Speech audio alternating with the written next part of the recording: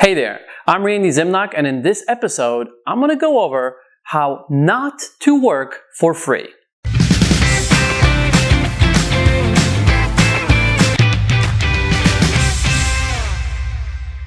So this usually happens when an investor who is licensed is listing their own home that they just flipped, or an agent that's representing the investor is listing their home, the investor's home.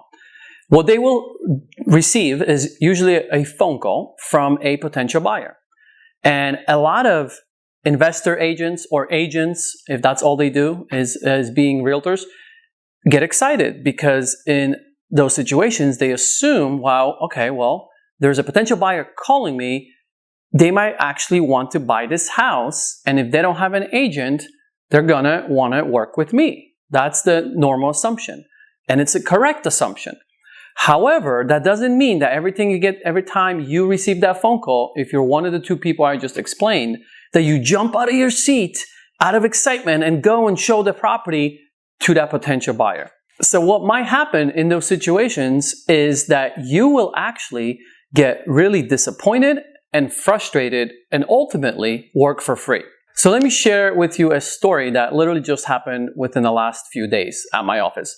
One of my agents was holding an open house. The potential client walked in and the agent asked if that client has a realtor. That person said, no, I am not working with a realtor. They didn't like that specific house, but my agent, since they work in my office, we have access to off-market inventory that are not on the market yet, was quick to say, hey, if you don't like this one, you know what? I know an investor that's rehabbing a property around the corner. You might be interested in that. The buyer was excited to see that property. So my agent went, showed the property after he got the pre-approval from them, was communicating with this buyer, got the buyer excited. Then the buyer, through text communication, ended up telling them, hey, you know what? We decided to go in a different direction. So now my agent is confused because they had all of this communication. He showed the property. They said they liked it. Later, what we find out is the sales director in our investing company, who represents all of our sales for the investment company, tells my agent that she actually got an offer on that property, right? And the property, as I said, it's off market. It's not active or anything. So she then talks to the other agent on my team and says, hey, is this the same client? And they realize that it is. So that same person that walked into that open house that told my agent they don't have an agent, all of a sudden submitted an offer with another agent.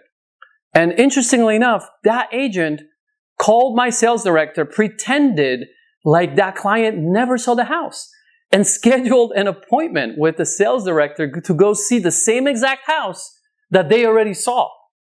This is what goes on in our industry, people. It is absolutely crazy. Well, first of all, I'm frustrated that this even happens in our industry, but this is the reality, right, of what really goes on. And what ultimately happened for my agent is he ended up working a few hours for free, thinking that he actually has a client that's going to be working with him directly and submitting an offer on this property. And you already know what happened. They went with someone else, a friend of theirs, and they submitted an offer and ultimately actually opened escrow and are now about to close on this house in a few weeks. And the agent that was supposed to earn the commission is not going to. So here is what I recommend that you do if you're in this situation, is instead of jumping out of your seat and just going out and showing this house quickly, no. You have to slow down and you have to ask three things. First, absolutely ask, hey, are you working with a realtor? However, just don't think that they're always going to be honest with you, right? So the next thing you want to do is say, hey, are you pre-approved? Do you have a pre-approval? Do you have approval funds if you're buying it with this cash? My client, the seller, would like to see the pre-approval or approval funds before we show you this property. Because most of these things happen on off-market properties in these situations, right? So we have the leverage. If you are the investor or the agent representing the investor on an off-market property, you can ask for these things, right? But then the most important one, it's the third one. And this is what my agent should have absolutely done. because he did the first two, but skipped the third step. And the third step is get a buyer representation agreement signed with that potential buyer for that specific house. That doesn't mean that you need to sign a buyer representation agreement with that person, for that potential client, for anything they buy, because you don't even have trust yet. They don't really know you yet, right?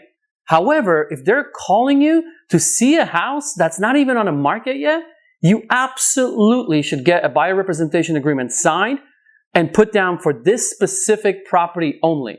Now that will protect you, right?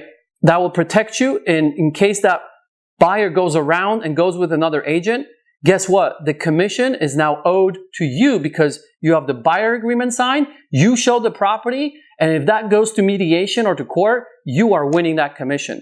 In our situation, he can't. He's got a very, very weak, I would say, case to try to get that commission.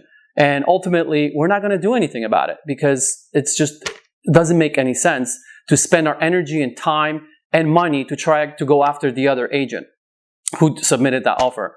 So ultimately, make sure you get a buyer representation agreement signed each and every time, and that's how you create a win-win.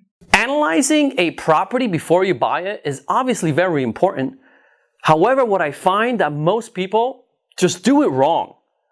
And I know that alone, one mistake could cost you tens and thousands of dollars. It could literally cost you your business. And I don't want that to happen to you. So I created a step-by-step property analysis guide sheet to walk you through exactly what to look for to make sure your deal that you're looking at is worth buying. To get the property analysis guide sheet, just go to randyzimnoch.com.